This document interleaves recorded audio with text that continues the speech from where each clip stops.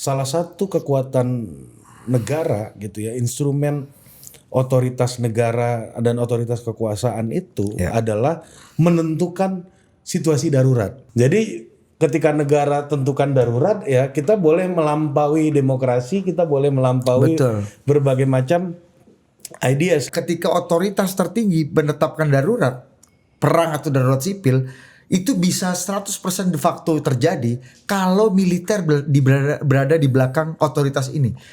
Jadi di fase realis, Pak Prabowo mengatakan bahwa negara itu soal how to survive. Yang ditanyakan adalah survivalism gitu. Ideologinya. Lo bayang gak ide koalisi permanen muncul ketika 0% ini jadi keputusan MK. Dan kan lucu kan harusnya ketika 0% jauh itu lo mau koalisi permanen. Gue sih merasa Pak Prabowo kalau beliau miss dalam hal ini memanage politik ini ya. Ini ada gerakan-gerakan tanpa bola sendiri yang nantinya nggak bisa dikontrol sama Pak Prabowo. Gitu. Nah menurut gua hari ini Pak Prabowo ini transisi Pak Prabowo lagi menikmati jadi presiden, melihat pertarungan yang ada di depan meja, di atas meja beliau, di depan ruang kerjanya gitu. Apakah hari ini ya semua aktor politik juga menganggap demokrasi is the only game in town? Itu juga pertanyaan.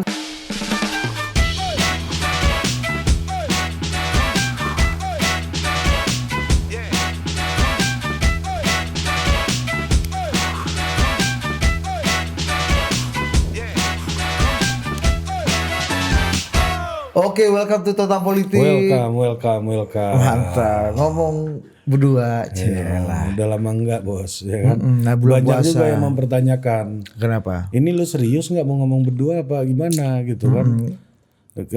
Kayaknya kan apa yang kita mulai kan seringkali nggak serius-serius amat. Kan? Iya. Tapi karena ini bulan puasa ya, kalau bikin konten. Ini klarifikasi juga nih. Ari bukan ada masalah, terutama Kanda Putut waktu itu WhatsApp. Ari ada masalah apa Dinda? Kenapa? Gue bilang kayaknya nggak ada masalah. Masalah apa? Coba kau lihat. Kenapa dia kelihatannya merengut dan gelisah? Oh enggak, itu Kanda. Itu syuting jam 5 sore. Gula darah lagi turun. Jam-jam krusial itu kan. Jam-jam krusial. Jadi mohon maaf lah kalau wajah kami. Orang-orang ini kadang-kadang narsum-narsum kita bos. Menjadikan kita ini ajang ngabuburit bos. Betul. Iya jam 4 aja. Jam 5. Jam 4 duduk dulu ngobrol sejam. Jam 5 syuting biar 45 menit sampai 50 menit aja paling lama kan. Betul. Habis itu udah persiapan berbuka gitu. Memang identik dengan buka puasa. Makanya gue curiga loh. Handphone ini bisa disadap setiap saat. Bos. Karena? Ya AI aja bisa nanggepin kita ngomong gak? Iya betul apa-apa. Juga ya. Betul juga ya. Lu belum. Jadi sebenarnya menurut lu hari ini masih ada yang rahasia gak? Selalu ada rahasia lah, ya kan? Ini udah kayak gitu. Iya sih, cara ini kali ya, cara kita mengelola rahasianya ya. Iya. Dan sebenarnya gini, oke, yang rahasia sih nggak ada, cuma yang bisa diungkapkan itu terbatas. Iya. Atau tunggu waktu. Iya. Jadi kadang-kadang kita udah tahu tapi bisa diungkapkan apa enggak? Sama seperti kemarin presiden ngumpulin mantan presiden dan mantan wakil presiden. Ya, TV ini butuh bridging bos. Iya. Kalau gue enggak kan, harusnya enggak. Nah kemarin tuh ketemu. Iya. Kalau gue kan halus kan. Halus. Saat ya kan. Nah. Gue sempat seneng karena wah alhamdulillah presiden mengumpulkan para pendahulunya. Ini juga tradisi yang baik sekali ya. Selain kita juga ini tradisi yang sebenarnya sejak era reformasi itu agak-agak sulit karena kita tahu antar transisi kepemimpinan kita juga punya problem ya. Dari Soekarno ke Soeharto ke Habibie, bahkan Pak Harto tuh sampai beliau meninggal dunia kabarnya juga, dan kita faktanya memang enggan ketemu dengan Pak Habibie. Tapi gitu. Itulah hebatnya elit kita bos. Walaupun mereka itu ada secara personal itu slack dalam transisi ya, Bung Karno ke Pak Harto ke Pak Habibie sampai ke Pak Habibie ke Gus Dur nggak masalah, Gus Dur ke Bu Mega masalah. Ya kan banyak problem kan. Itu menjadi problem personal, nggak jadi problem institusional. Buktinya negara jalan terus. Betul. Iya kan? Ya kita bisa bilang ya memang kebencian personal yang nggak ada tuh yang berujung kepada pengkudetaan, pengambil alih paksaan kekuasaan kan nggak ada gitu. Ya. Nah agak aneh aja misalnya kalau misalnya ada rezim gitu ya, ada kekuasaan yang bisa berpikir di Indonesia mereka bisa diambil alih paksa gitu. Karena polanya belum ada. Betul. Nah, apa yang terjadi di Venezuela misalnya itu bisa jadi ya membuat ada kecemasan lah di kubu kekuasaan gitu ya. Bahwa kita nggak punya pola kayak gini, tapi di Venezuela mungkin terjadi nih. Terjadi, iya. Ya makanya banyak yang berspekulasi bahwa di Venezuela itu ya kalau nggak dicaplok dari atas untuk digoyang dari bawah juga sulit gitu. Iya kan? Nah kalau di Indonesia masih bisa digoyang dari bawah, makanya nggak perlu dicaplok dari atas. Ya, gitu. kalau di Indonesia kita banyak sejarawan atau pelaku sejarah mengaku bahwa sangat terasa intervensi asingnya. Cuma kita nggak bisa membuktikan. Nggak bisa buktikan. Di dokumen-dokumen intelijen yang sudah dideklasifikasi ada satu kode kalimat yang terkenal banget. Our local army friends. Ya, selalu ada our local friends, our local army friends. Ya, memang harus butuh Brutus di dalam sebuah pemerintahan baru ada transisi. Nah, kalau Venezuela kan juga Brutus itu perlu cuma untuk mempercepat aja, mengekskalasinya. Kalau Indonesia kan nggak punya sejarah itu sebenarnya kan. Jadi ya pelan-pelan lah, makanya ada yang namanya kudeta merangkak. Dan beberapa kali kesempatan gue sama lu Budi ini beberapa hari ini sangat bagus gitu menjelaskan bagaimana sebuah konteks sejarah gitu ya, pola power interplay di dalam internal competition ya, dalam kontestasi internal dari kekuasaan, itulah yang membuat pola-pola pengambil alihan kekuasaan di Indonesia kan kayak gitu terus. Lu punya perspektif gak soal misalnya kita lihat bagaimana Bung Karno membuat kekuasaannya semakin absolut gitu misalnya, atau kekuasaan menjadi semakin absolut. Misalnya pas banget ya, ini bulan Maret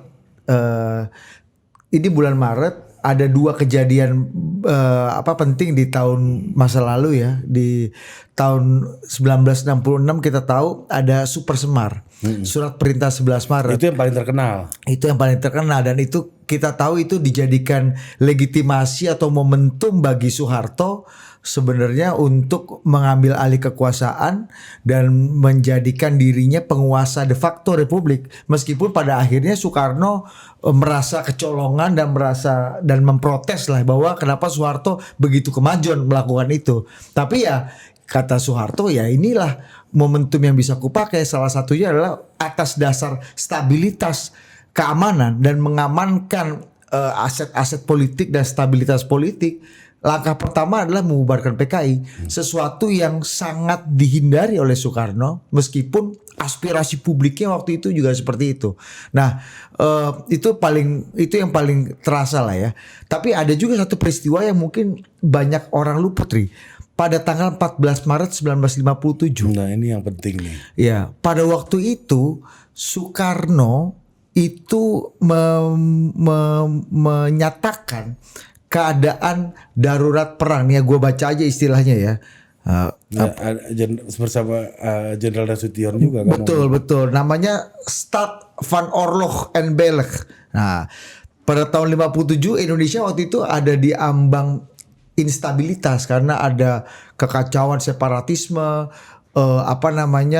PRRI Permesta, kemudian parlemen jatuh bangun, kita lihat instabilitas politik terjadi. Kondisi ekonomi juga lagi berantakan karena memang politik yang tidak stabil pasti ujung-ujungnya kita tahu ekonominya juga nggak stabil. Dan waktu itu juga ada semangat nasionalisasi perusahaan Belanda yang makin lama makin tinggi gitu.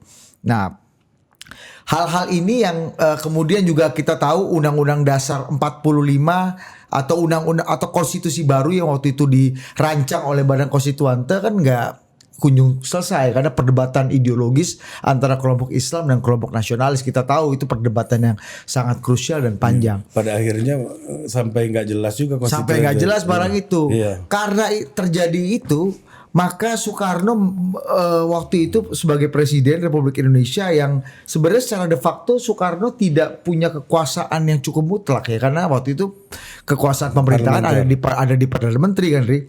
Waktu itu beliau menerbitkan situasi keadaan darurat perang atau SOB tadi, dan penguasa perang pusat, pimpinan darurat perang waktu itu Kepala Staf Angkatan Darat Jenderal Nasution. Nah, Jenderal Nasution ini dulu sebenarnya pada tanggal, ini ada sebuah peristiwa 17 Oktober 52, dia pernah melakukan sedikit gertakan dan ancaman kepada Soekarno untuk membubarkan parlemen dan demokrasi parlementer karena dianggap ini memicu instabilitas, partai politik terlalu berisik dan demokrasi terlalu liar segala macam. Tapi Soekarno enggak. Soekarno, kita percaya demokrasi, kita percaya bahwa partai politik itu adalah instrumen demokrasi menuju kesejahteraan. Saya mendirikan partai politik untuk mencapai kekuasaan. Betul. Tapi kan akhirnya Nasution waktu itu yang kemudian terdampak, ya udahlah bebas tugas lah dia, di demosi waktu itu Nasution disingkirkan lah. Iya. Nah, saham anjlok. Saham terkoreksi seperti ISG sekarang. Tapi tahun 57 disinilah pertemuan bahasanya menarik nih. Disinilah istilahnya menikah karena keadaan. Nah, Soekarno dan Nasution ini karena dua-duanya merasa ini udah nggak stabil nih. Bung Karno mulai merasakan bahwa partai politik dan demokrasi ini tidak works untuk menjalankan kekuasaannya secara efektif. Sementara Nasution punya instrumen dan punya kapasitas untuk menyediakan jalan keluarnya. Betul. Ini kan sebenarnya pucuk dicinta ulam tiba. Iya. Jadi Nasution membuat atau mengkondisikan jalan sampai Soekarno akhirnya pada tahun 59 menerbitkan dekret yang isinya mengembalikan kepada UUD 45 yang asli, which is itu permintaan Nasution kepada Soekarno. Yang kedua, dan Soekarno juga menginginkan itu karena disitulah kekuasaan presidensial absolut bisa dicapai. Kemudian membubarkan konstituante dan membubarkan juga demokrasi parlementer. Nah, ini sebenarnya pernah terjadi tuh, Ri. Jadi keadaan darurat perang waktu itu yang entah apakah legitimate apa enggak waktu itu diputuskan, itu akhirnya diputuskan oleh dan diberikan kekuasaannya kepada tentara yang melakukan persiapan. Jadi waktu itu dia nasionalisasi, dia bereskan tuh PRRI Permesta, ada persoalan disintegrasi bangsa. Kalau sekarang nih masalah otonomi daerah lah, daerah-daerah yang bergejolak, daerah yang ingin berpisah, itu yang dibereskan oleh operasi militer. Kemudian dia mengubarkan parlemen. Demokrasi parlementernya kemudian dibatasi, ada pada akhirnya badan konstituantenya juga dibatasi dan melakukan nasionalisasi perusahaan-perusahaan Belanda atas nama stabilitas ekonomi dan stabilitas politik. Nah, dari situlah Soekarno kemudian mendapatkan peluang untuk memformulasikan kekuasaan tunggalnya dan menjadi presiden seumur hidup dengan gravitasi atau graviti tunggal itu ada di dia. Nah, ini kan sebenarnya senada dengan pikirannya seorang filsuf yang merupakan penasehat politik dan hukumnya Adolf Hitler, namanya Carl Schmitt. Nah, Carl Schmitt ini seorang pemikir realis gitu ya, seorang pemikir realis dan seorang filsuf yang sangat terkenal dengan gagasannya mengenai antagonisme gitu. Politik itu ya soal antagonisme gitu, siapa lawan siapa kawan gitu ya. Nah, di dalam pemikirannya Smith, dia mengatakan bahwa salah satu kekuatan negara gitu ya, instrumen otoritas negara dan otoritas kekuasaan itu adalah menentukan situasi darurat. Jadi ini cara berpikir realis nih, Dit. Ya, cara berpikir realis itu adalah tugas negara tuh kalau para welfare state tradition, school of thoughts gitu ya, Lu masih ingat kawan kita Iwa Inzaghi mungkin ya? Iya Iwa. Wah, lu kemana Wak ya? Lu kenal juga sama Iwa ya? Istrinya di Padang. Oh, bukan di Palembang dia? Padang, Unirika kan ngajar di Padang. Ya, jadi Iwa Inzaghi. Iwa Inzaghi mau menulis skripsi soal welfare dulu kita state. sama-sama urus partai itu ya. Di partai yang gak jadi ini kan. Welfare state gitu ya. Nah, dalam tradisi welfare state, negara itu tuh kan tugasnya menjamin kebebasan dan memberikan menjamin juga basic needs gitu. Ya. Kalau para realis melihat negara itu sebagai instrumen untuk puncak tertingginya adalah untuk menentukan situasi itu darurat. Jadi ketika negara tentukan darurat ya kita boleh melampaui demokrasi, kita boleh melampaui berbagai macam ideas gitu ya. Dan tidak bisa lagi memakai instrumen demokrasi yang disediakan atau dipercaya untuk mengatasi problem-problem kedaruratan itu. Karena udah darurat. Dan yang nentuin darurat siapa? Otoritas tertinggi negara. Iya, subjek politik tertinggi yaitu dan menurut presiden gitu. Salah satu cara ini penting juga nih ya, ketika otoritas tertinggi menetapkan darurat perang atau darurat sipil itu bisa 100% de facto terjadi kalau militer berada di belakang otoritas ini.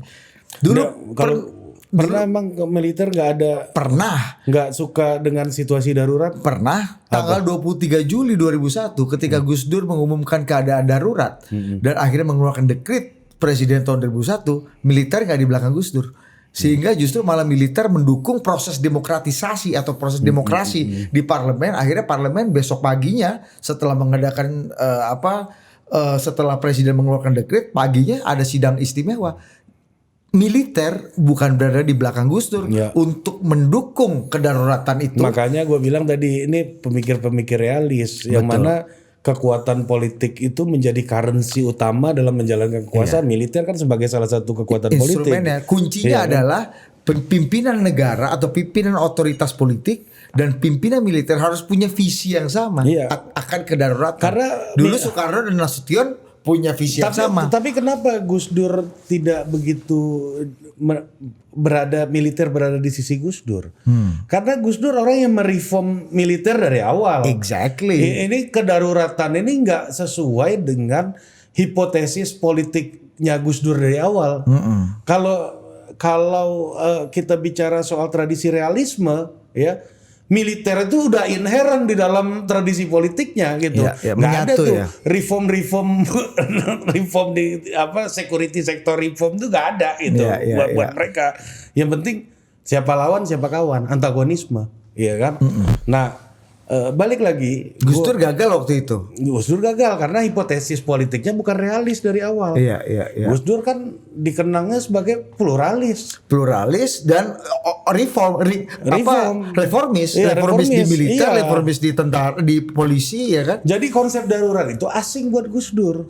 Ketika dia mengeluarkan konsep darurat, ini nggak siap, orang nggak anggap serius. Betul. Karena ya ini bukan hipotesisnya Gus Dur gitu loh. Dan satu lagi, militer adalah objek yang direform sama Gus Dur. Makanya dipreteli kekuatannya. Makanya militer dari awal kalau dengar Gus Dur bilang darurat, apaan? Lu kemarin nggak percaya aneh. Ente yang bikin aneh demokratis gitu kan. Aneh harus kembali ke barak. Ya kan? Fraksi TNI dibubar. Ente mau bubarin 2004. Pak Polri yang tadi bagian dari aneh ente pisah. Ya kan, sahabat sipil kita yang bersenjata. Iya, ya kan? Dui fungsi ente revise, ente revisi. Artinya apa? Tesis wajar kalau tentara waktu itu nggak mendukung Gus Dur. Nggak percaya dengan definisi daruratnya Gus Dur. Karena dari awal hipotesis politiknya nggak antagonisme, gitu. Jadi kan bagi Gus Dur, Pak Harto aja ya seperti ceritanya Kiai Nusron di sini dibaikin gitu, iya kan? Pak Harto aja dibaikin gitu. Nah ini beda dengan para tesisnya realis. Nah gue mau balik sebenarnya ketika lu udah menyinggung soal realisme ini, gue mau balik cerita kita diundang ke Hambalang sebenarnya. Gimana tuh? Iya kan? Gue ingat presiden yang September apa yang terakhir? Ya, yang terakhir kita diundang ke Hambalang ya beberapa waktu yang lalu karena kayaknya seminggu sebelum presiden pergi ke World Economic Forum ya. Ya, jadi intinya sih kita mau cerita ini karena udah lewat juga waktunya post factum lah, ya kan? Dan udah agak berjarak gitu dan isu-isunya udah bocor satu-satu lah. Tapi gini, yang gue mau ngomongin adalah kenapa isu kedaruratan ini jadi penting hari ini gitu. Kenapa dia? Karena gue menemu konteksnya ketika lu cerita soal Nasution dan Bung Karno gitu ya. Gue teringat dengan apa yang dijelaskan oleh Presiden Prabowo. Pertama, ketika negara baru berdiri, itu namanya statecraft-nya adalah ideological state. Itu fase pertama. Di mana negara lagi melakukan ideological formation. Jadi ini diskusi kita di Hambalang itu sangat-sangat menurut gue, ini tema-tema diskusi gue di kampus biasanya dulu lah waktu S1 gitu. Ya kan? Jadi makanya yang jadi pemimpin waktu ideological statecraft itu ya, itu adalah para mantan pejuang. Di Amerika George Washington, di Indonesia Bung Karno, kan mantan pejuang semuanya gitu. Inilah yang jadi pemimpin gitu. Nah, masuk fase welfare. Negara itu sebagai instrumen untuk menghadirkan welfare, kesejahteraan. Muncullah orang-orang perkawinan antara kelompok-kelompok kekuatan politik yang mampu membangun keteraturan, dalam hal ini tentara, ya kan, dengan para teknokrat. Jadi ini perkawinannya teknokrat dan tentara gitu. Kalau versi ideologis, tentara dengan Bung Karno, politisi gitu, orang politik, gerakan politik gitu ya. Itu fase ideologis. Fase selanjutnya, fase welfare, itu perkawinannya antara antara Pak Harto TNI dengan para teknokrat. Karena ini fase welfare nih, mau mencapai kesejahteraan melalui instrumen negara gitu. Ini kan penjelasan dari Pak Prabowo nih. Yang ketiga katanya, ya, ini adalah fase statecraft-nya adalah realis. Ya kan, disitulah dia Pak Prabowo cerita Thucydides. Ya kan, ada Kautilya, ada Sun Tzu, Marx Hammer, Henry Kissinger katanya kan. Jadi di fase realis Pak Prabowo mengatakan bahwa negara itu soal how to survive. Yang ditanyakan adalah survivalism gitu. Ideologinya. Trump hari ini itu survivalism bagi Pak Prabowo gitu. Kita lihat misalnya hari ini Iran yang diembargo begitu lama gitu kan, dan akhirnya melakukan perlawanan itu dalam rangka apa? Survivalism, survival. Gue sampai ingat salah satu pidatonya Nixon gitu ya, waktu perang Vietnam Nixon kan. Iya, itu panjang ya dari zaman Johnson sampai Nixon. Nixon salah satunya kan. Nixon tuh sampai pernah bilang begini. Kalau gue nggak salah bahasa Inggrisnya kira-kira the choice is not war or no, or not war gitulah kira-kira. The choice is survival or disappear. Jadi pilihannya bukan berperang atau tidak.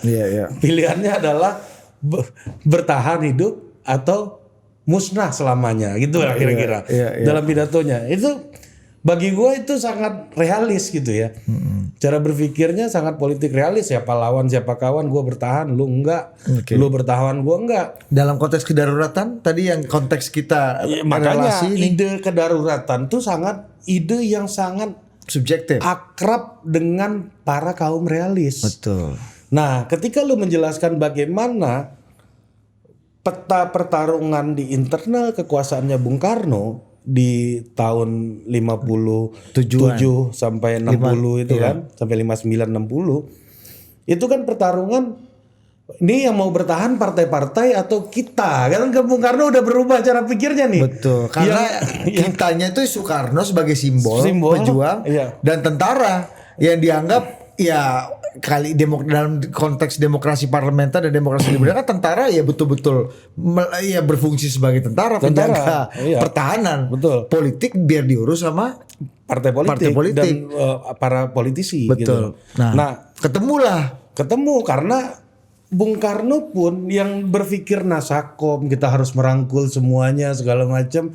Ketika dia berhadapan dengan konteks kekuasaan real, dia berubah angle pemikirannya udah jadi realis tuh ketika dia di level itu gitu. Karena mungkin dalam pikiran Bung Karno sebagai seorang realis waktu itu how to survive, gimana kita mau survive Ri kalau pemerintahannya jatuh bangun, politiknya unstable, ada pemberontakan di mana-mana sehingga ekonominya, terus perusahaan-perusahaan yang selama ini mengeksploitasi dan hidup dari tanah Indonesia itu tidak dimiliki oleh orang Indonesia.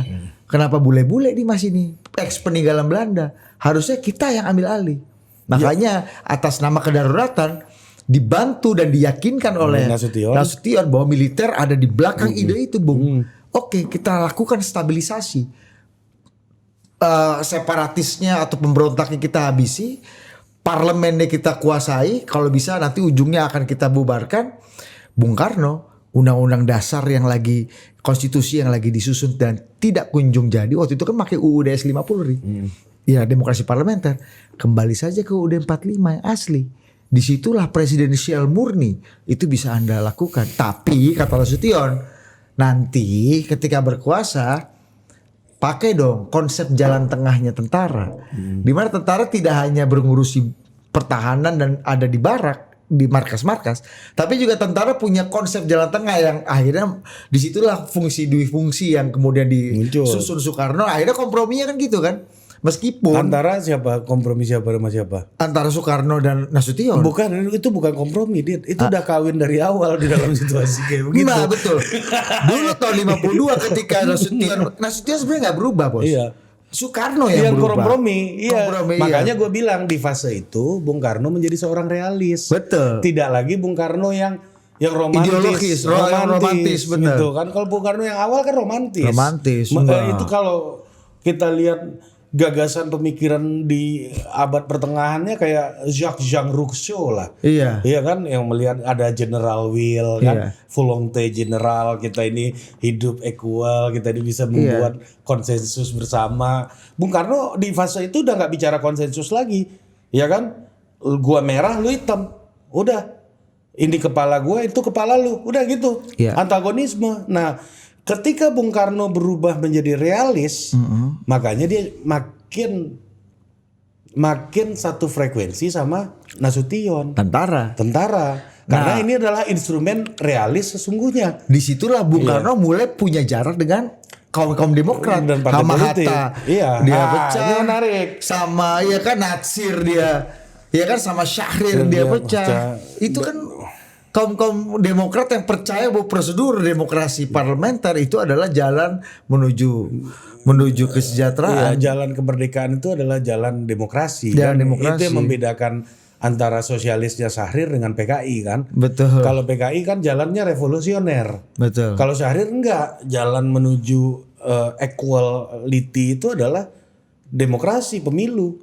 Ya, itu yang membedakan antara kaum sosialis dan kaum komunis di Indonesia gitu ya. Jadi itu sebenarnya pragmatisme Bung Karno melihat situasi dan keadaan waktu itu. Realismenya Bung Karno. Realismenya Bung Karno. Bung Karno yang menjadi realis gitu. Iya, yang didukung sama tentara, kata Nasution mungkin dalam hatinya, kan gue udah bilang dari tahun 52 kawan.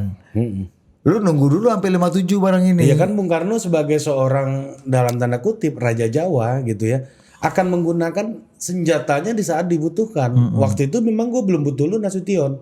Tapi ternyata kita ketemu di sini. Ketemu di sini. Itu kawin kan, karena keadaan di menikah. Dalam kepalanya Bung Karno kan kayak gitu. Nah, kita kembali lagi. Waktu itu gue ingat tulisannya Bung Hatta. Bung Hatta itu adalah yang pemikir yang sangat Belanda gitu ya. Tetapi beliau sangat kritis terhadap demokrasi parlementer. Bung Hatta kan nggak terlalu merasa ya bahwa parlementer tuh nggak sesuai dengan girohnya bangsa Indonesia gitu. Parlementer Karena parlementer untuk sebuah negara yang baru merdeka kayak kita itu akan menghilangkan aspek stability. Iya. Iya kan, karena dia bisa tiap deadlock langsung ganti ruling party, ruling government langsung ganti, deadlock ganti lagi. Ada mosi tidak percaya ganti lagi gitu kan. Harus ada koalisi majority baru dia bisa membentuk sebuah ruling government. Jadi secara prosedural di sebuah bangsa yang diverse dan baru merdeka gitu ya, stabilitas itu hendaklah sebenarnya sesuatu yang diberikan dulu gitu ya, jangan diperjuangkan lagi gitu. Jadi kalau diperjuangkan lagi itu akan menghambat agenda-agenda pembangunan. Kira-kira kan Bung Hatta punya tesis seperti itu gitu. Nah, makanya kalau kita lihat konteks hari itu di hari ini gitu ya, kalau kondisi menuju darurat, kedaruratan gitu ya, menurut gua itu jadi pertanyaan juga. Karena apa? Karena kita punya instrumen demokrasi. Kita punya presidensialisme yang semakin kuat semakin hari. Sekarang gua mau nanya sama lu. Gua sebagai warga negara Republik Indonesia nih, gua mau tanya, gimana sih cara impeach presiden gimana caranya? Oh, berat sekali, harus terbukti melakukan kejahatan, pelanggaran terhadap konstitusi.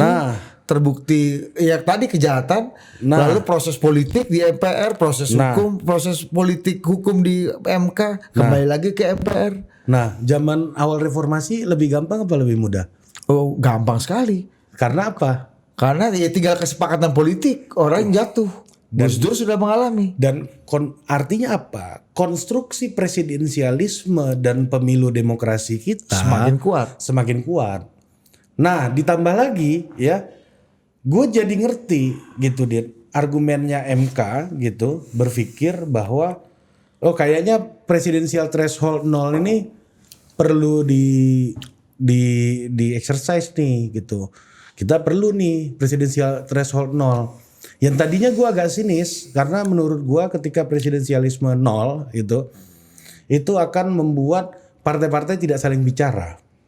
Karena kalau dia harus membentuk koalisi dia kan harus saling bicara. Kalau 0 ya aku bisa jalan sendiri. Iya, aku bisa tanpa kamu gitu kan. Aku nggak peduli sama kamu gitu. Tapi ketika dia itu hari ini, ketika dia 0 itu menjawab sebuah situasi di mana konstruksi presidensialisme kita yang sudah begitu kokoh gitu. Dan gak memungkinkan 0 itu terjadi. Dan bahkan tidak memungkinkan 0 itu terjadi. Kalaupun terjadi, presiden punya kekuasaan yang begitu besar untuk menjalankan pemerintahan dan dalam tanda kutip ya, bisa meng-create dia ingin dikenang dan dikenal sebagai apa. Makanya itu selain itu ya, itu dari segi teknokratis dan kemampuan presiden dalam govern ya. Presiden dalam mengkonsolidasi kekuatan politik, bahkan ketika MK let's say sudah memutuskan ada potensi 0%, kita belum tahu apakah bagaimana parlemen memformulasikan ini dalam paket undang-undang politik. Lo bayang gak ide koalisi permanen muncul ketika 0% ini jadi keputusan MK. Dan kan lucu kan harusnya ketika 0% jauh itu lo mau koalisi permanen ini. Bos, kalau di zamannya Bung Karno mengambil kesepakatan untuk bergandengan tangan dengan Nasution, gue ngerti situasinya. Karena apa? Karena ketika itu Bung Karno nggak punya pilihan, survive or disappear, seperti pidatonya Nixon yang tadi sempat gue kutip gitu ya. Survive or disappear. Gue nggak sukanya gue sama Nasution, gue mau bergandengan tangan. Survive or disappear pilihannya. Atau masalah common interest aja. Nasution ya kalau gue bersama Nasution gue akan survive. Oh iya. Okay. Iya kan, kepentingan gue akan survive, kepentingan Nasution juga akan survive gitu. Iya. Ya kan dia udah jualan nih, outletnya udah buka dari tahun berapa lu bilang tadi? 52 kan gitu. Jadi ini ente baru beli barang gue tahun 57 kan. Iya, tapi harga udah naik kan gitu. Nah, itu survive or disappear. Hari ini untuk bagi seorang presiden, pertanyaan gua sama lu, apa susahnya sih ngumpulin Kanda Bahlil, ya kan, Pak Zul Hasan, ya kan, Tum Ahaye, terus siapa lagi, Caimin, Pak Surya Paloh, Pak Surya Paloh, Al Muzamil, Pak Al Muzamil atau kawan lu yang bawa sampai ke baris krim lu siapa lu? ini Muhammad MSI, MSI ya kan? Budi sampai diperiksa baris krim sama siapa Nazarudin Paru ini loh kan? Nazarudin Paru. Wah dulu tuh kira-kira Bang Fahri Hamzah. 30 miliarnya Bang Fahri itu berutang sama Budi. Iya kan? Waktu itu sampai Dewan Pers aja bos, karena kan bukan objek. Itulah whatever lah ya. Itu apa susahnya? Gue tanya sama lu. Apakah bahkan Megawati Soekarno Putri sekalipun menurut gue, Bu Mega sekalipun. Ya kemarin aja udah terbukti Bu Mega memang nggak datang. Cuma ada Mbak Puan di situ. Iya, tapi untuk di kalau memang seurgent itu apa susahnya? Gua mau bilang. Kalau perlu Pak Prabowo yang datang Ibu Mega, kalau gitu Bu Mega loh. nggak mau datang.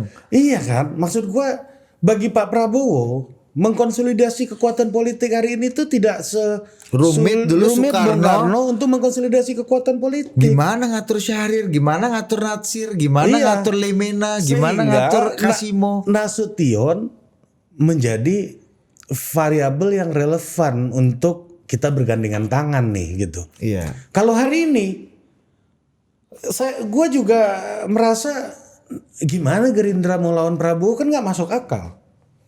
Gimana PAN mau ngelawan Prabowo juga gak masuk akal. Kanda Bahlil memang mau ngelawan Pak Prabowo. Dipreteli. Iya maksud gue sangat mudah. Ini isunya Kanda Bahlil ini sekarang aja. KLB lagi sepi di Partai Golkar. Biasanya kan tiap bulan kita dengar kan. Kita nih mau KLB nih bro, ini mau KLB nih bro. Tiap bulan kita dengar. Tapi ketika Kanda Bahlil punya posisi yang semakin strategis dan semakin dipercaya dan semakin dianggap loyal oleh Presiden Prabowo. Dan itu dipertontonkan oleh Pak Prabowo terus menerus. Ekspresi kedekatan itu, kegembiraan itu. Isu soal KLB meredup sendiri dan bahkan mati sendiri. Apalagi ini partai kata lu tadi. Apa valuasinya apa? Tergantung siapa yang paling dekat sama gerbang istana, sama istana. Walaupun ya saya yakin nih Kanda Bahlil ya KLB ini sekarang masih sel tidur, belum mati bener nih. Iya, diharap dulu Diharap dulu kita kan.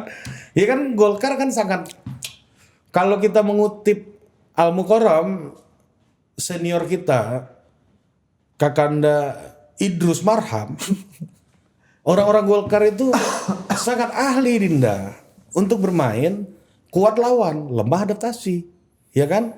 Berpikir, bermain, bekerja keras, berpikir cerdas, bermain taktis. Ada lagi versi religiusnya tambahannya buat kita nggak ikat kan? Ada 2 tambah Dinda di bulan puasa ini. Ada pula tambah versi religiusnya soal keimanan ini kan? Ini gue mau cerita. Jadi si Budi mau ngajak Bang Idrus jadi narasumber di Enggak, waktu itu mau ketemu kita mau undang ke sini waktu itu. Kita mau ngomongin apa gitu. Jadi besok apa lusa lah kan. Tiba-tiba habis ngasih undangan ke Bang Idrusnya telepon Budi. Ada kali 1 jam kan telepon kan. Begini Dinda dulu mulai dari poros tengah ceritanya. Terus cerita apa lagi? Bang Bahlil. Udah kau percaya aja Lil 2 anak ini. Iya. Pokoknya kalau disuruh masuk api kita kata. Suruh terbang kita. Dibikin sur lah kita kan. Ya sama Kanda Idrus ini. Ya kan di menit 59 ya kan 58 detik dia baru ngomong.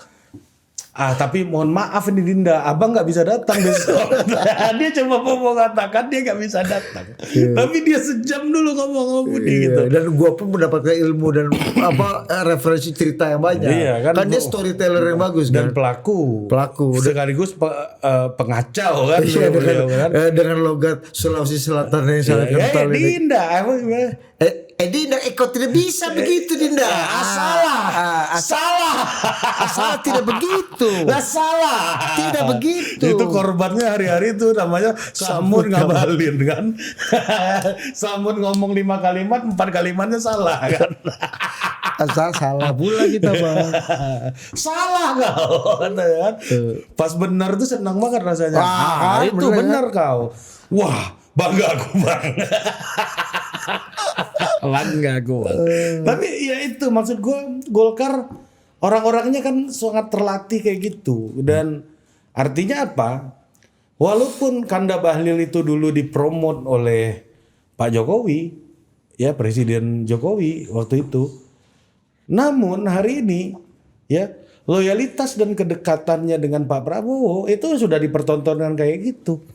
Jadi pertanyaannya, ya tidak ada urgensi untuk tidak bergandengan lagi sama partai politik. Apalagi di dalam konteks elektoral 2029 itu kalau jadi PT 0 ya, kebutuhan Pak Prabowo untuk mengakuisisi semua partai politik itu menjadi penting, menjadi urgent. Kenapa?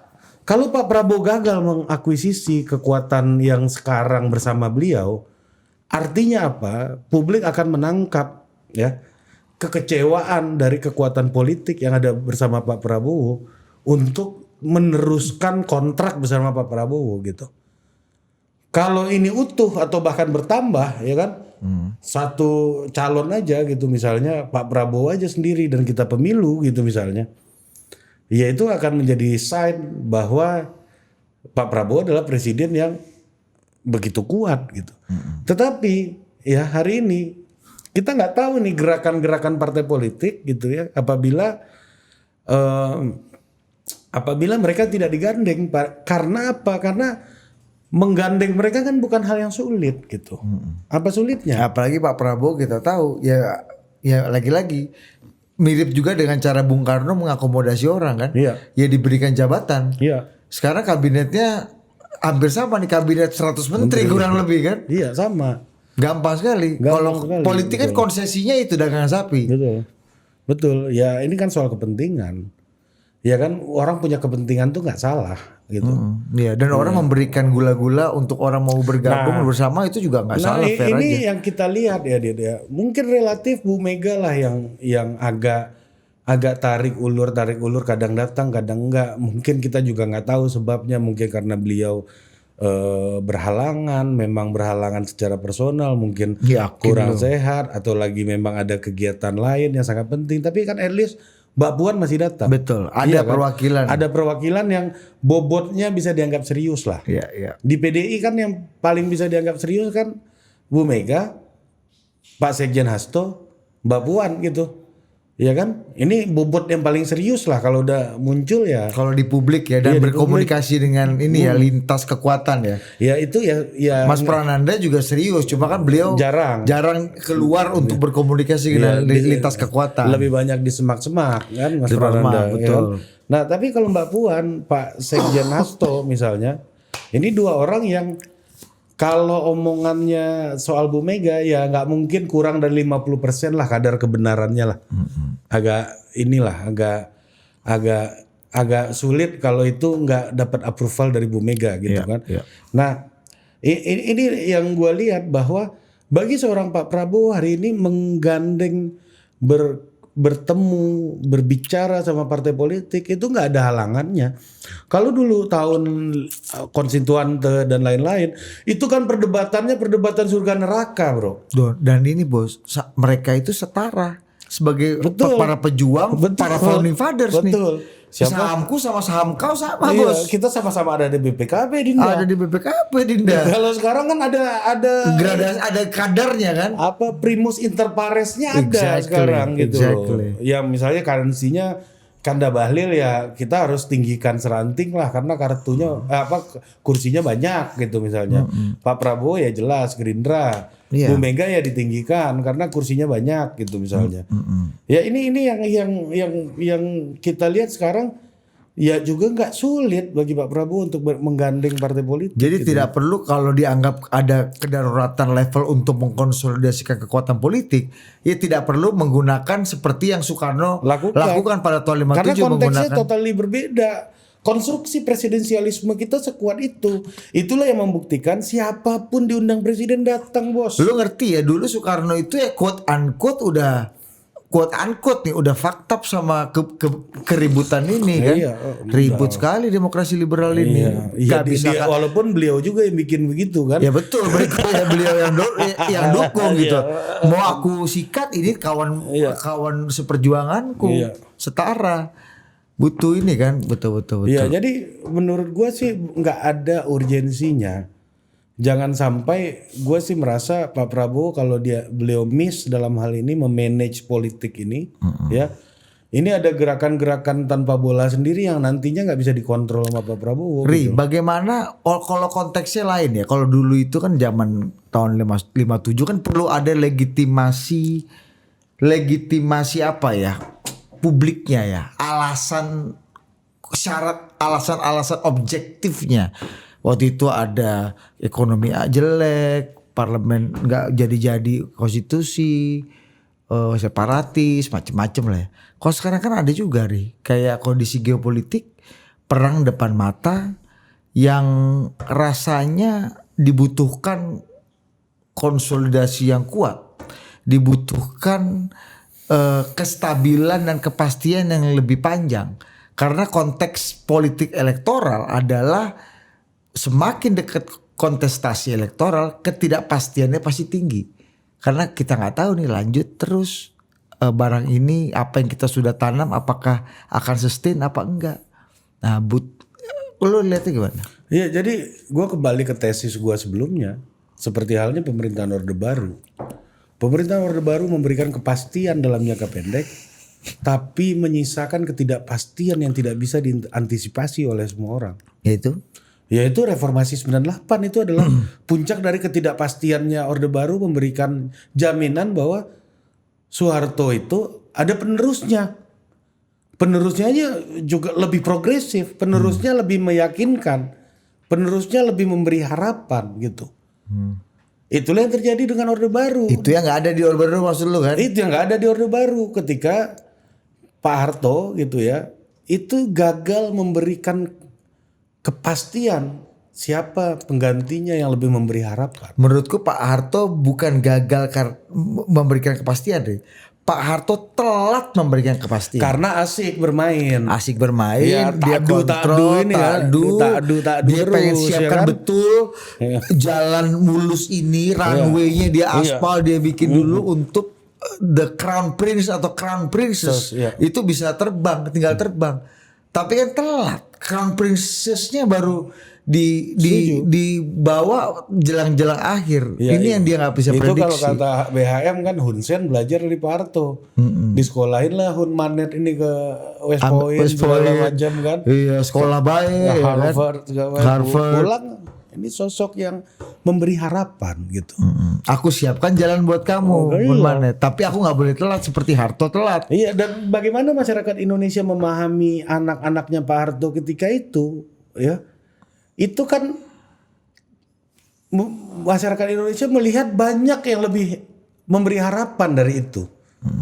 Waktu itu harus kita akui Pak Amin dianggap lebih memberi harapan.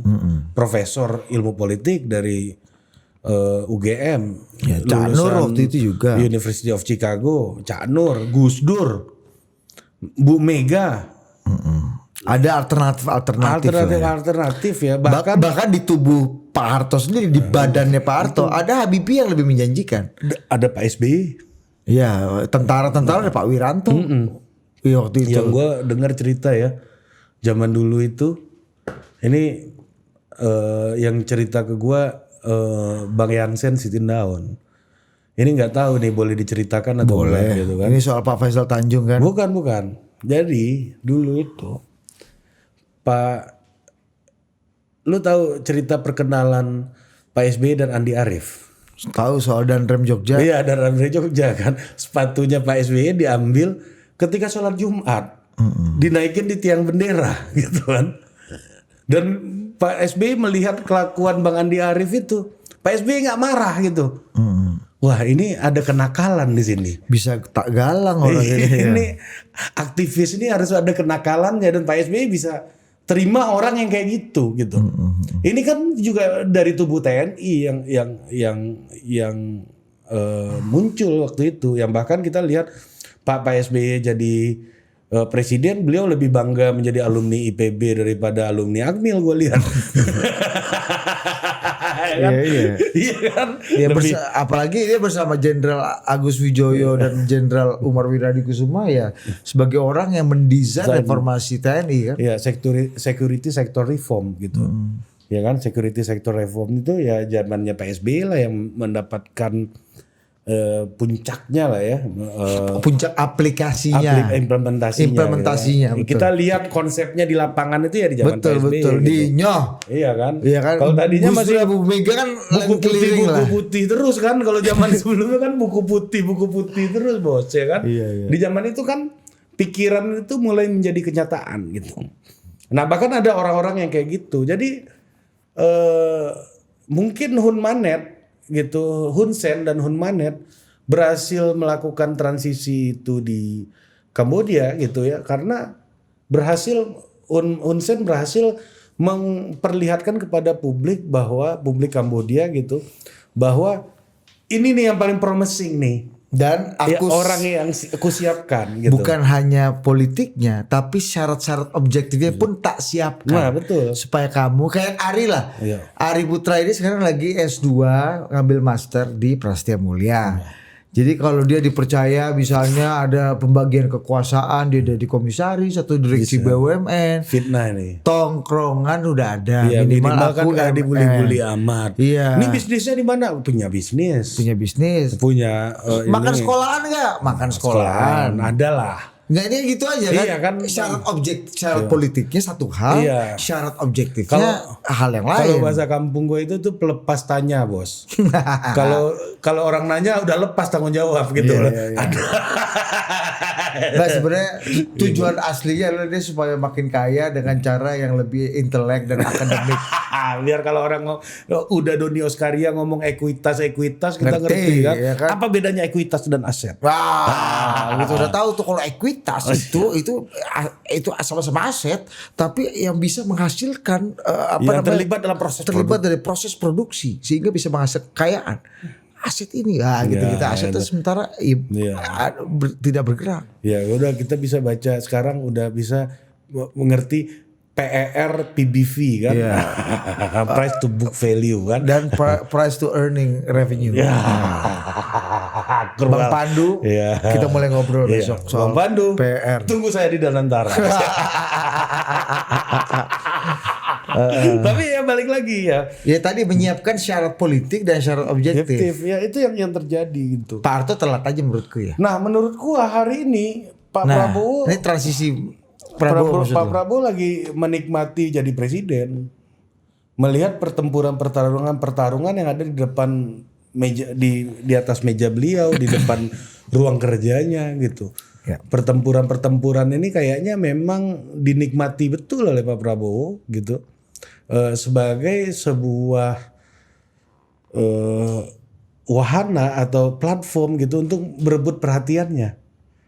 Ya kan lu kalau ada anak buah lu bertikai demi mendapatkan atensi lu kan lu happy juga, seneng juga kan. Oh kau lagi sirkus berdua. Iya. Kalau perlu lu tambah terus bukan bensin nih kan. Iya kan. Kalau perlu dibikinin ring-ring tinju. Iya betul. Jadi kalau kau nggak bikin sirkus terus kita nggak peduli ya jangan salahkan kita. Bikin sirkus. Jadi balik lagi menurut gua nggak sulit bagi Pak Prabowo untuk berdiskusi dengan siapapun hari ini gitu. Ya kan majority government kan majority loh partai pendukungnya sekarang bahkan menurut gua ya ini lebih kuat daripada Pak Jokowi. Iya kan Pak Jokowi masih ada yang disisain di luar. Pak Prabowo kan Bu Mega pun mengatakan mitra kritis pemerintah atau apalah bahasanya juga bukan oposisi gitu. Iya kan? Jadi menurut gua otomatis semua partai sebenarnya pendukung Pak Prabowo gitu. Jadi don't worry konsolidasi politik. Ini tunggu, ini gue mau baik lagi ya Ari ya. Kenapa kita tiba-tiba bahas bicara kedaruratan? Karena ini bulan Maret ada dua momentum di sejarah kita yaitu Super Semar dan juga tadi ada sebenarnya sebelum Super Semar ada 14 Maret 1957 di mana ada kedaruratan sehingga ada proses perubahan politik yang cukup signifikan di bangsa kita ini, dari demokrasi parlementer ke demokrasi terpimpin. Waktu itu dari Orde Lama Bung Karno ke Orde Barunya Pak Harto, dan momen itu dilewati di bulan Maret ini melibatkan kekuatan politik plus tentara. Ada yang berbeda, dua orang yang berbeda, ada yang menyatu dalam satu tubuh. Satu Soekarno dan Nasution, satu Soeharto dalam satu tubuh. Nah, kita bicara dalam konteks itu. Dan challenge-nya menurut gua salah satunya adalah bagaimana Pak Prabowo dapat, jika ada ide soal kedaruratan gitu ya, dapat mengkompensasi ya resepsi 5 tahunannya partai politik. Itu nggak mudah. Iya, dan menurutku itu situasi dulu kan masih dalam konteks state formation, Ri. Iya. Formasinya lagi ya kayak zaman Gus Dur dan Habibie, Gus Dur Mega itu kan formation tuh. Tentara baiknya gimana ya? Polri oke gimana ya? Ini soal Imlek nih kita hantam apa enggak nih? Ya kan? Ini pemilihan MK perlu nggak gitu-gitu kan? Itu kan lagi mengatur formasi. Acak-acak gitu. Tapi kalau hari ini kan udah relatif udah stabil. beda lah. Ini situasinya Pak Prabowo itu udah sangat kuat gitu. Bahkan kita juga yang nggak sebanyak ini partai pendukungnya kayak Pak Jokowi aja sangat kuat gitu. Iya. Sangat kuat. Iya kan? Nah, ini tinggal pertanyaannya ya secara elektoral. Ya, itu tadi gue bilang mengkompensasi resepsinya partai politik. Karena bagi partai politik ya pemilu reguler itu harga mati kan. Iya. Ya maksud gue gini deh, Dit. Kita itu udah dihantam COVID kayak kemarin aja kita masih pemilu kok. Pilkada aja masih jalan kok. Demi apa? Demi menjaga azas regularitas daripada demokrasi kita. Itu karena demokrasi ini kalau sekalinya nggak reguler dia sumbatannya bisa berdampak jangka panjang kan gitu. Iya. Kepercayaannya gitu. Makanya kenapa Total Politik tiba-tiba udah melaunching Safari 29. Iya, Ya itu. sebenarnya ini bagian dari menjaga regularitas tadi ya. Dari demokrasi karena apalagi ya sekarang orang berteriak sukacita ya. Kayak Mbak Titi Anggraini ya, teman-teman masyarakat sipil ya termasuk senior kita Bung Rocky gitu yang senang dengan PT 0 gitu misalnya. Presidensial threshold 0%. Itu perjuangan lama lah Perjuangan buat teman-teman lama. masyarakat sipil. Nah, nanti pertanyaannya, emang lo mau ngajuin pemimpin deket-deket hari H? Atau mau munculin nama dari sekarang? Jangankan kita. Pak Harto aja dekat-dekat hari H itu udah nggak mampu ngasilin penerusnya ini yang paling promising gitu, nggak bisa gitu.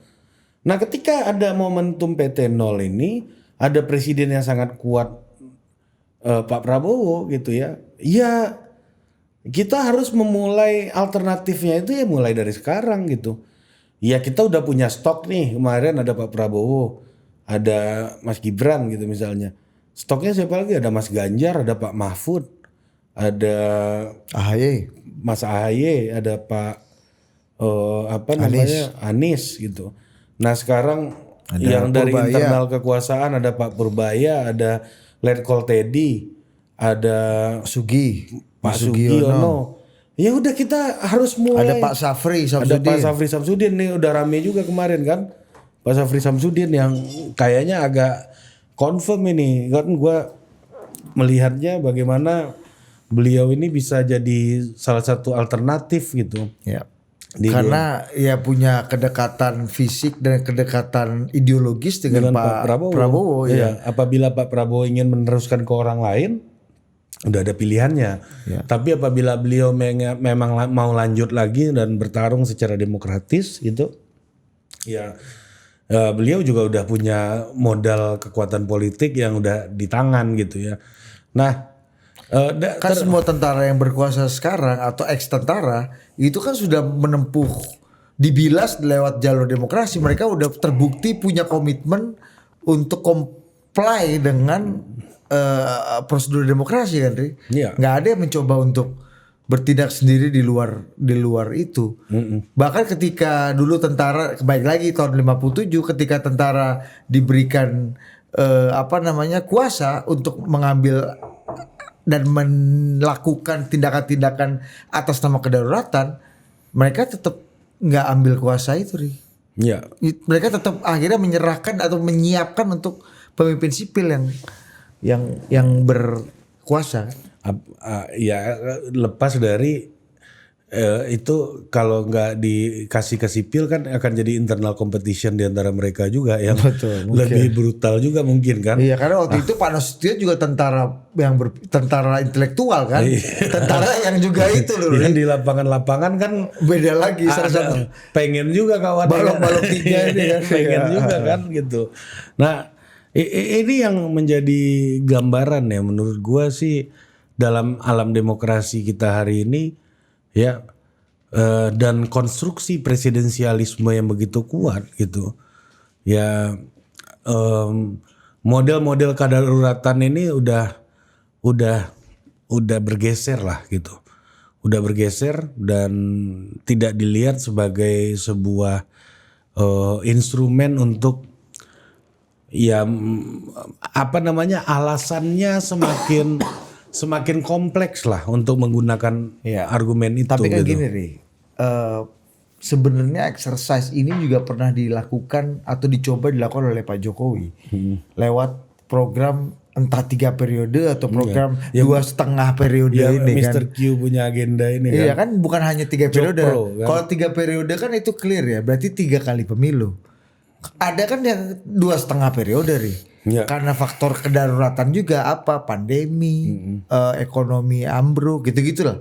Cuma kan lagi-lagi kita nggak pakai opsi itu, bahkan di saat-saat Covid dan ekonomi kita yang waktu itu relatif berat sekali koreksinya, itu aja tidak cukup memenuhi azas dan syarat objektif kedaruratan yang diperlukan, sehingga kita mengambil dan mendapat dukungan untuk pemimpin otoritas tertinggi memutuskan kedaruratan. Ini menarik nih contohnya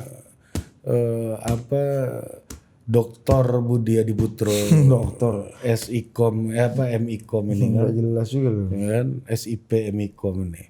Dan bahkan ya Pak Jokowi itu punya alasan yang lebih cukup untuk mengumandangkan kedaruratan waktu itu kan. Approval ratingnya tinggi, ya kan. Partai terkonsolidasi, cuma 2 lah yang melawan. Kan? Di saat COVID, ekonomi relatif stabil. Nah, ekonominya kan buruk waktu itu. Tapi strategi ekonominya kan relatif bisa membuat lebih stabil ya ketimbang. Karena kita nggak lockdown. Nggak lockdown dibandingkan banyak negara lainnya ketika itu, dan argumen kedaruratan itu sebenarnya lebih comply di saat itu gitu. Itu aja nggak kita pakai, atau nggak itu aja nggak dapat dukungan. Nggak dapat dukungan. Artinya apa? Ya, ini gue nggak tahu hari ini surveinya kayak gimana, dan itu menurut gue kalau Budi Adiputro sebagai salah satu director di Yayasan PKI gitu ya, bersama Total Politik, Padikapas Indonesia. Nanti salah pula, Bro. Iya kan, salah satu pimpinan di Yayasan Padikapas Indonesia yang mana sebagai penghayat daripada pikiran-pikiran Dr. Syahrir gitu kan. Itu perlu lagi untuk melakukan riset lanjutan, Dit. Bagaimana dulu kita di awal-awal reformasi di masa transisi itu dulu salah satunya lembaga yang gue pernah bekerja ya, Demos gitu, itu pernah melakukan riset pemetaan aktor-aktor pro demokrasi. Ini balik lagi kepada tesisnya David Beetham. David Beetham itu salah satu filsuf di Inggris gitu ya. Itu dia bilang, nah ini yang suka lu kutip. Apa tuh? Demokrasi is the only game in town. Itu tuh basisnya apa kata-kata itu? The only game in town itu, game itu beda sama play dalam bahasa Inggris. Play itu apa? Play itu subjek, play itu kata kerjanya. Iya kan? Game? Subjek bermain. Game itu artinya apa? Structure and rules. And perception dari semua orang yang bermain. Bermain, ya. Iya kan? Rulesnya ya. Rulesnya, apa yang dituju, apa objektifnya, segala macam. Demokrasi is the only game in town, ya. Muncul ketika itu, istilah itu relevan karena apa? Karena semua aktor-aktor politik itu pro demokrasi. Gak ada lagi aturan main lain selain demokrasi, gak ada. Ya. Kita lihat waktu itu nggak ada tuh apa namanya sejauh apa sih keinginan kembali ke memugar 7 kata Piagam Jakarta itu nggak ya ada, tapi nggak sejauh di dalam state policy proses itu nggak terlalu masuk. Bahkan tidak gitu. dianggap jadi variabel. Betul. Yang mempengaruhi. Betul. Udah selesai barang itu. Iya, Kalau kata Opung Banda nggak ada itu Nggak masalah. ada. Sara dan masalah itu Kalau di PDI nggak ada itu katanya. Iya kan, iya kan. Jadi waktu itu artinya apa? The only game in town cuma demokrasi, dan itulah yang diterima oleh semua aktor. Apakah hari ini ya semua aktor politik juga menganggap demokrasi is the only game in town? Itu juga pertanyaan sebenarnya gitu di tengah ancamannya bukan lagi sektarian politics, tapi geopolitical threat gitu ya, dan banyak lagi ancaman-ancaman yang mungkin di tahun segitu belum menjadi mainstream, tapi di sekarang udah jadi sesuatu yang sudah ada di depan halaman kita gitu. Nah itu yang menurut gua yang perlu diperdalam lagi, terutama oleh Yayasan PKI Padi Kapas Indonesia yang disekjeni oleh Dr. Budi Adiputro. Ini apa pula? SIP MIKOM. Nah bentar lagi MM. Kan? Ada doktor pula ini. Dapat HC aja belum gua. Jadi itu yang menarik nih. Tapi kan ini ada apakah ini ada di back mind para pelaku kan? Nah itu yang mau kita cek, harus kita cek gitu. Nah, jangan-jangan begini udah nih. nggak anggap itu sebagai permainan lagi. Jangan-jangan di awal reformasi atau 10 sampai 20 tahun reformasi awal itu ada di back mind 15 tahun reformasi. Tapi jangan-jangan karena lagi-lagi dulu Soekarno tahun 52 back mindnya masih demokrasi. Ketika tahun 57 ketika demokrasi tidak membawa hal-hal yang menurut beliau itu adalah dampak yang baik dari demokrasi, sehingga mengevaluasi lagi. Ya, jangan-jangan caranya salah. Itu kan masih jangan-jangan kita. Iya, makanya betul. Yayasan PKI mesti ya yang turun ke yang lain lah, mengecek bagaimana. Susah amat PKI ini dapat tugas dari lu jangan begitulah lu ini. Ya, oke, kita akan laksanakan itu. Ini kita akan coba. Bung Rocky, Anda sebagai founder Yayasan PKI. Rocky ini founder, gue sekjen. Iya, lu sekjen. Dia yang founder. Tapi kan gimana? Tapi di sinilah ada Rocky, ada Bang Dede segala macam. Di sinilah founder apa namanya anggotanya sama sekjen nggak perlu mau izin jen, nggak perlu kayak gitu. Rock. Jen, kalau disuruh-suruh lu kan. Sebagai informasi buat Anda ya, Dewan Pendiri Yayasan PKI itu ada Rocky Gerung, ada Hati Basri, ada Muhammad Iksa. Jadi mereka juga punya tanggung jawab. Kamu ngomong ke mereka juga kan tuh. Makanya kan lewat Anda. Kalau saya kan cuma diundang jadi moderator launching aja waktu itu. Bersama Jenderal Luhut ini kan. Jenderal Luhut aja pro demokrasi kan. Iya makanya kita nggak nyebut Jenderal Luhut dari awal kan. Itu juga sama gitu. Jadi balik lagi ke cerita tadi ya. Tapi kalau soal geopolitik misalnya gini Ri. Kan sekarang ada hal yang di luar kuasa kita. Mungkin 10, 15, 20 tahun lalu kita nggak. Covid juga luar kuasa kita apa Dinda? Iya sih. Iya kan. Perang? Ya juga di luar kuasa kita, namanya darurat. Apa nama trade itu ya di luar kuasa kita semuanya. Tapi yang bener sih, bener kata lu tadi. Covid aja yang sebenarnya adalah pemenuhan sudah terpenuhi itu syarat-syarat objektif itu ya. Nah, gue mau nanya sama lu, ini sebagai manusia normal nih ya. Manusia common aja nih. Yeah. Menurut lu hari ini lebih ngeri Covid atau perang di Iran? Bagi lu? Oh mati bos COVID lah. Iya kan, lu isolasi mandiri dulu kan. Gue inget tuh pisang goreng nempel di hidung lu ini kan berminggu-minggu kan. Bau pisang goreng gak hilang dari hidungnya dia. Pisang goreng basi nih bos, ada bos. Gue Sampai masak. basi tuh pisang goreng di hidungnya Budi. Iya kan, kalau perang di Iran gak ada kan. Nggak ada. Paling Julpan Lindan aja nelfon dari Iran nih sekarang kan. Masuk pula ke. Iya, bukan menganggap perang Iran ini nggak mengerikan ya, tapi ini dalam persepsi kacamata kita sebagai warga negara nih. Bahkan di saat perang Iran berkecamuk, kita berkorespondensi dengan Zulfalidan yang ada di Iran. Kata dia bisa belanja normal, mall tetap buka, tidak ada kau lihat pembatasan. tuh itu mall terbesar di Asia Tenggara itu. Mall of Iran gitu. Aku beli buah-buahan, beli groceries, biasa aja aku katanya kan. Bahkan di saat perang aja ya masih ada kenormalan di situ.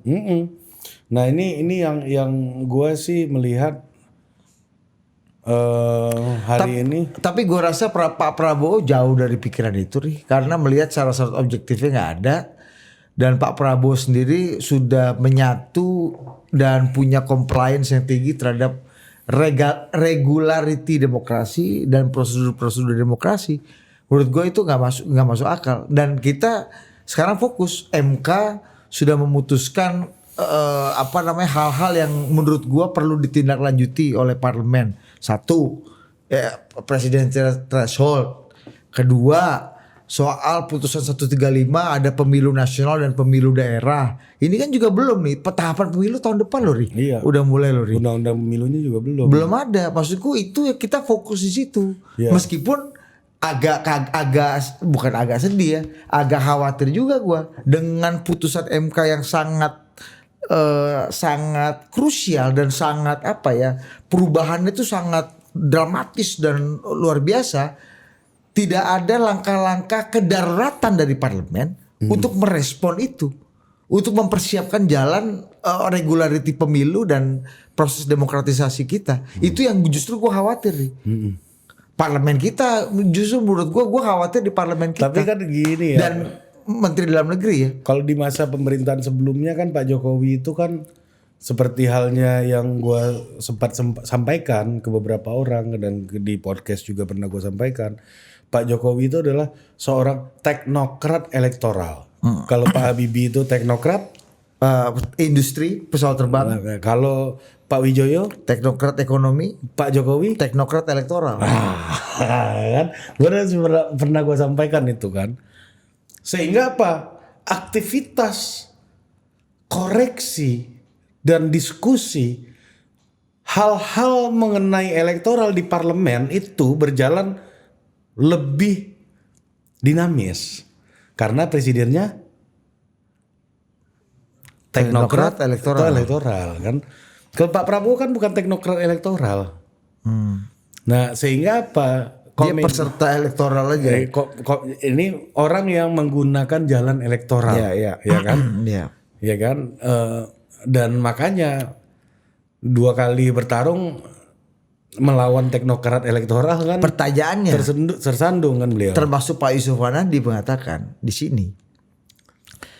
Ya bahkan itu dia mengutip Pak Prabowo juga dalam banyak forum. Ya saya bisa menang jadi presiden karena saya dibantu Pak Jokowi. Menurutmu dibantunya dengan cara apa?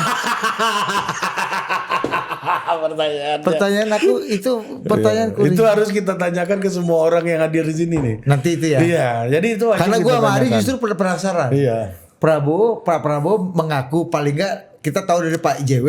Iya. Dan Pak Prabowo sendiri bilang kok. Iya, saya bisa menang. Iya. Ya, karena disupport Pak Jokowi. Iya.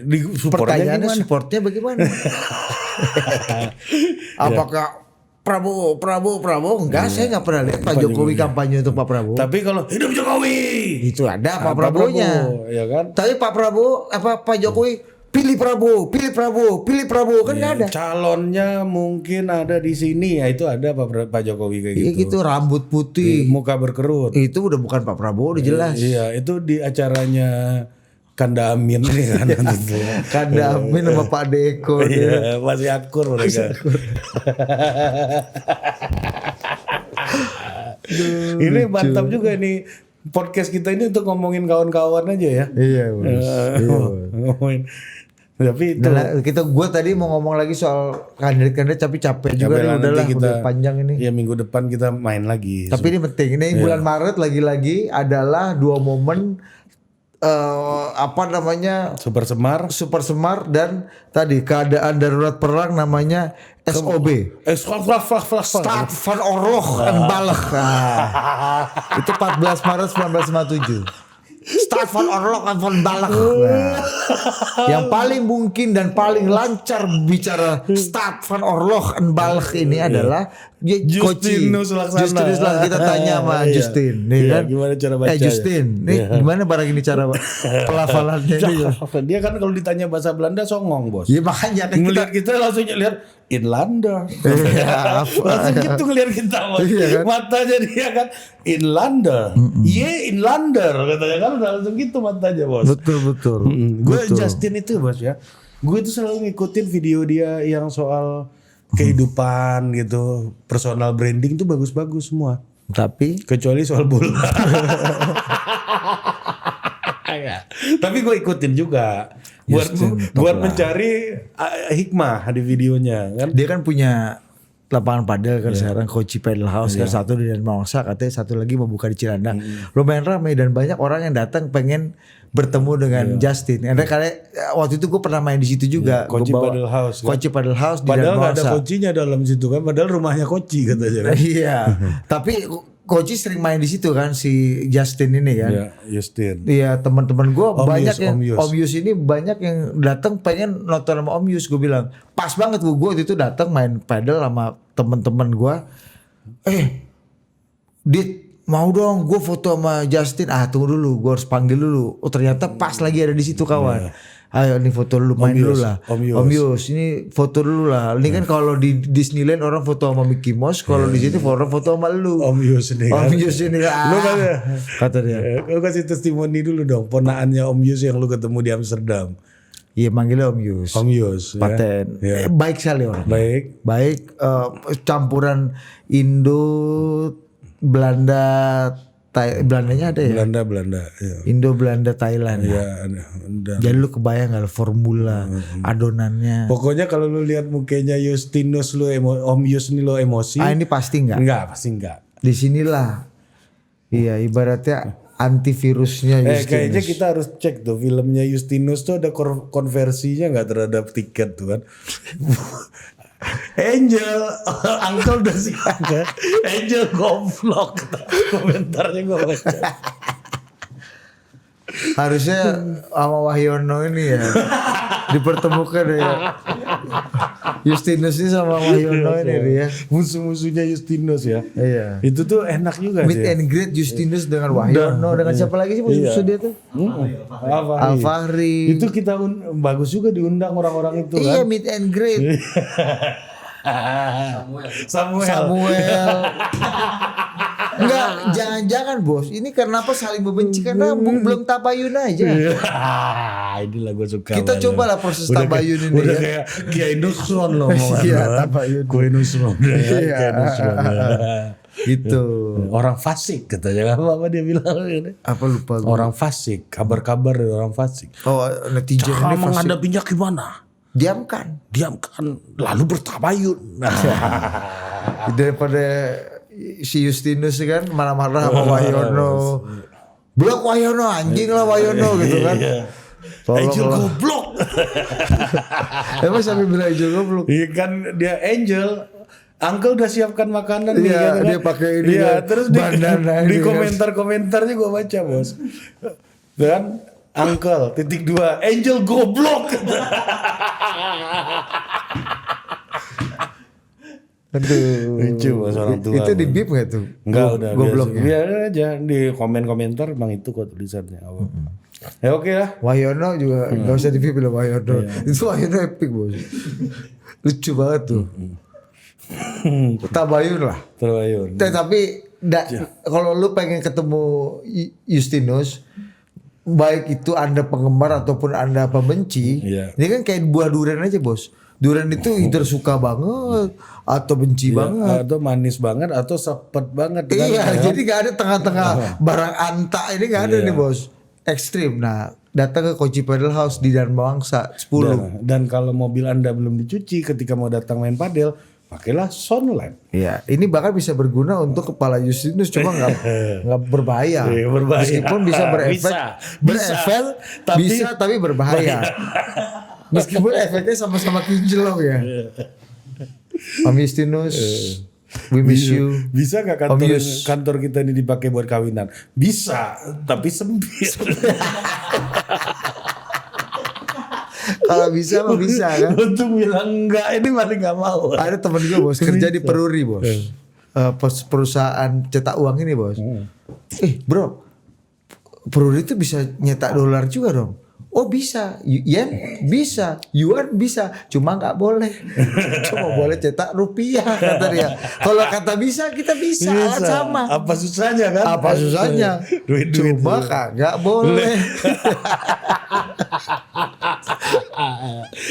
Ada kita soalnya satu kelas sama ada beberapa orang Peruri canggih bos. Bisa nggak ke kampus pakai sepatu bola? Bisa, tapi berisik. Cuma nggak nyaman. Iya, emang berisik kan. Oke, sampai jumpa lagi dah.